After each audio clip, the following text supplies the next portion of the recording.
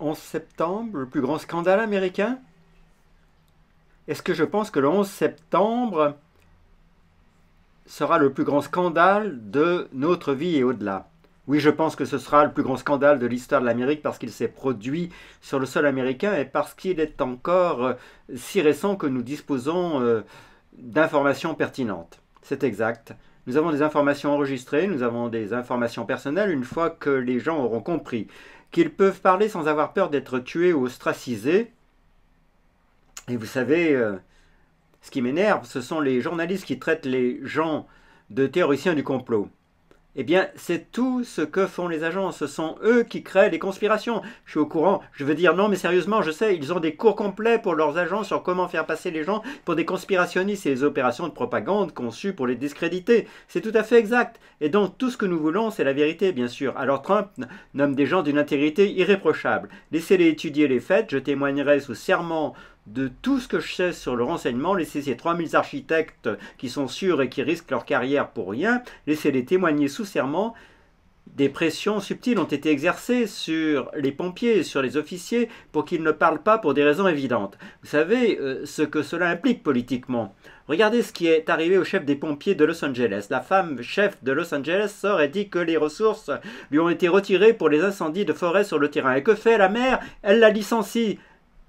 C'était il y a quelques semaines. Les pompiers sont toujours un bouc émissaire. C'est pourquoi, Tucker, j'en ai fini avec ça. Si c'est la dernière chose que je fais, les pompiers ne vont plus être considérés comme acquis. Nous allons nous lever, nous allons secouer le pays jusqu'à ses racines. Les pompiers ne sont pas des citoyens de seconde zone. Ils ne devraient certainement pas l'être.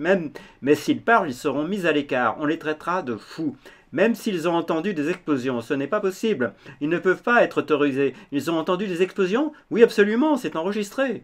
Nous avons des gens qui sortent des bâtiments qui ont entendu des explosions. Nous avons des films de personnes qui parlent à Fox News, qui ont été retirés de l'antenne et puis maintenant qui sont diffusés sur X. Tout cela est disponible. C'est pourquoi vous avez besoin d'une commission pour revenir en arrière. Attendez, donc il y a, et pardonnez mon ignorance, mais il y a des gens sur des enregistrements qui disent « J'ai entendu des explosions ». Oui, absolument. 100% sont les seuls gratte-ciels du monde à s'être effondrés après avoir été percutés par des avions. Et ces bâtiments, j'ai lu le rapport de l'architecte qui les a conçus, ils ont été conçus pour résister à l'impact d'un avion et rester debout. Et en particulier le bâtiment 7 qui n'a été touché par aucun avion, n'est-ce pas? Aucun avion ne l'a touché. Et le bâtiment, vous pouvez le voir quand vous le regardez à la télévision, il implose de lui-même. Et ce qui m'a vraiment interpellé, c'est Lorio Palmer, le chef italien, qui... Eh bien, dites-nous qui il était. D'accord, Orio Palmer était l'un des chefs les plus inspirants de New York.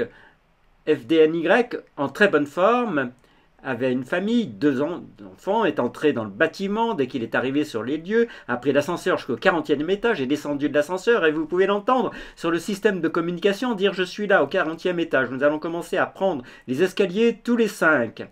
Étage, il répond par radio communication, je suis au 50e étage, tout va bien, nous sommes au 60e étage, tout va bien, il monte tous les étages qu'il peut, il fait un rapport, il atteint le 78e étage, l'étage de l'impact, il sort de la tour d'escalier, aussi clair que vous qui m'écoutez ici, je sais que je suis passionné, je m'en excuse auprès de vos auditeurs, il dit, nous sommes à l'étage 78, étage de l'impact, nous avons 2 incendies et nous pouvons les gérer. Une minute plus tard, tout le bâtiment s'effondre. Ce n'est pas normal.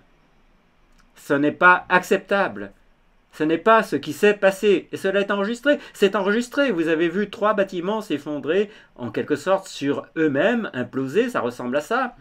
Et comme beaucoup de gens l'ont dit, beaucoup de gens incroyables, et loin d'être fou, on dit qu'il s'agissait d'une démolition contrôlée. Était-ce bien le cas? Eh bien, quand je suis arrivé le jour suivant, je suis allé plusieurs fois au Trade Center, dans le restaurant situé au sommet. Il est impossible que ces 2 bâtiments aient pu s'effondrer pour devenir ce qu'ils sont devenus.